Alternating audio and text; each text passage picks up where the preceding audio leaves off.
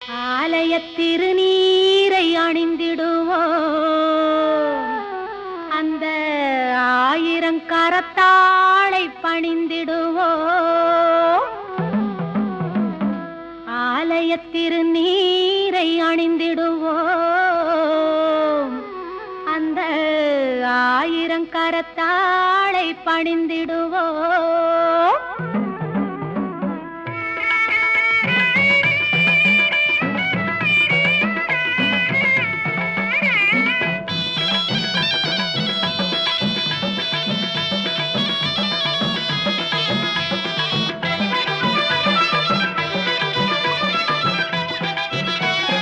மஞ்சனத்தை பூசி வரும்